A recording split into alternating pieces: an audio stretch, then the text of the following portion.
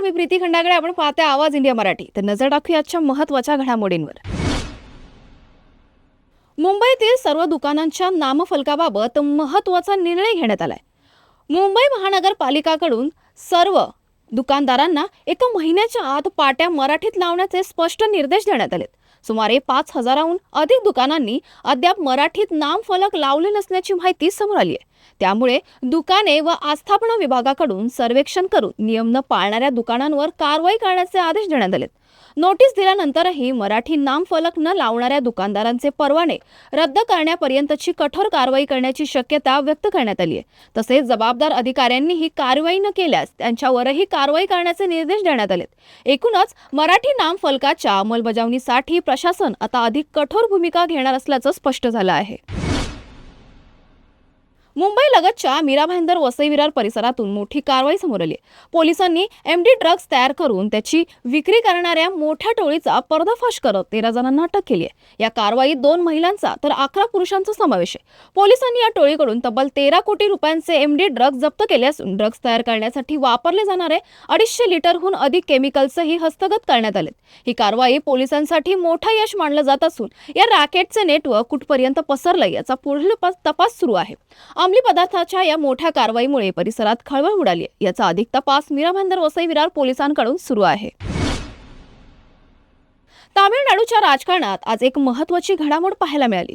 मुख्यमंत्री विजय यांनी माजी मुख्यमंत्री MK स्टॅलिन यांच्या घरी जाऊन त्यांची भेट घेतली. राजकारण हे निवडणुकांपुरतच मर्यादित असायला हवं असा संदेश देत ही भेट झाल्याचं सांगितलं जाते.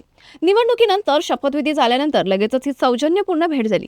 या भेटीदरम्यान दोन्ही नेत्यांनी एकमेकांचा सत्कार केला असून राज्याच्या विकासाबाबत चर्चा झाल्याची माहिती मिळते.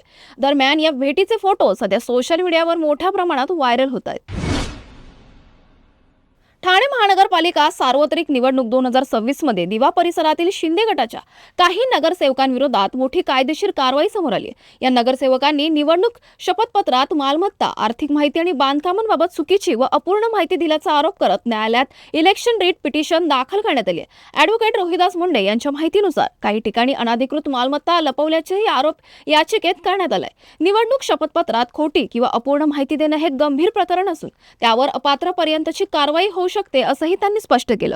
हे प्रकरण सध्या न्यायप्रविष्ट असून संबंधित नगरसेवकाविरोधात पुढील कायदेशीर प्रक्रिया सुरू झाली आहे. 90च्या दशकात तरुणाईच्या मनावर आणि अधिराज्य गाजवणारं प्रत्येकाच्या ओठांवर असलेलं गाणं तुम तो ठहरे परदेसी साथ क्या निभाओगे या सुपरहिट गाण्याचे गीतकार झहीर आलम यांचं काल निधन झालं. अल्ताफ राजा यांच्या आवाजातील या गाण्याने त्या काळात अक्षरशः धूम उडवली होती. प्रेम, विरह आणि भावनांना शब्द देणारे झहीर आलम हे नागपूरच्या मोमीनपुरा भागात साध्या घरात राहत होते. प्रचंड लोकप्रियता मिळवूनही त्यांचं आयुष्य संघर्ष आणि आर्थिक विवंचनेत गेलं. गेल्या काही वर्षात ते नागपूरकरांच्या विस्मरणात गेले होते. आज त्यांच्या निधनाने 90च्या दशकातील संगीत विश्वातील एक भावुक अध्याय संपला आहे. तमिळनाडूतील राजकारणात मोठी घडामोड समोर आली आहे. मुख्यमंत्री पदाची सूत्र स्वीकारल्यानंतर थलापती विजय यांनी पहिल्याच दिवशी काही महत्त्वाचे निर्णय जाहीर केलेत. त्यामध्ये धार्मिक स्थळ, शाळा, महाविद्यालय आणि बस स्थानकाच्या 500 मीटर परिसरातील सरकारी टास्मॅक दारू दुकानांचे बंद करण्याचे आदेश दिल्याची माहिती समोर आली आहे. सरकारी आदेशानुसार पुढील 2 आठवड्यात या निर्णयाची अंमलबजावणी होणार आहे. तामिळनाडूमध्ये दारू धोरणावर नेहमीच चर्चा होत असून शैक्षणिक आणि धार्मिक परिसराजवळील दुकाने हटवण्याची मागणी दीर्घकाळापासून होत होती. यापूर्वीही विविध सरकारांनी काही दुकानं बंद केली होती, मात्र महसुलावर होणाऱ्या परिणामामुळे पूर्ण बंदीचा निर्णय टाळण्यात आला होता. दरम्यान बेकायदेशीर दारूचा धोका आणि सामाजिक परिणाम यावरही वारंवार चर्चा होत राहिली. नव्या सरकारकडून वीज सवलत, मोफत बस प्रवास आणि आर्थिक धोरणाचा आढावा घेण्यासाठी श्वेतपत्रिका जारी करण्यात आल्याची माहिती आहे.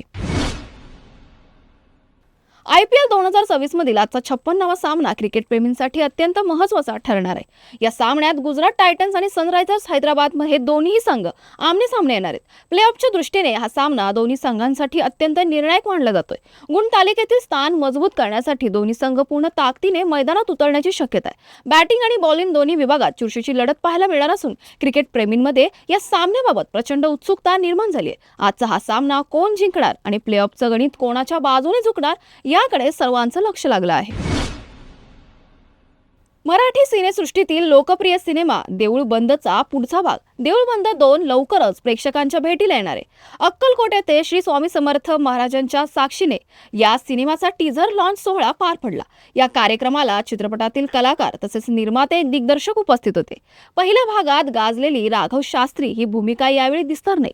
या नव्या भागात कथा पूर्णपणे बदलण्यात आली असून एका शेतकरी महिलेच्या संघर्षाची कहाणी मांडण्यात येणार आहे. अभिनेत्री स्नेहल तरडे या चित्रपटात मुख्य भूमिकेत झळकणार आहे. दिग्दर्शक प्रवीण तरडे यांनी सांगितलं की या चित्रपटातून नातेसंबंध, संसार आणि स्त्रीच्या भूमिकेवर अधिक सखोल भाष्य करण्यात आलं आहे.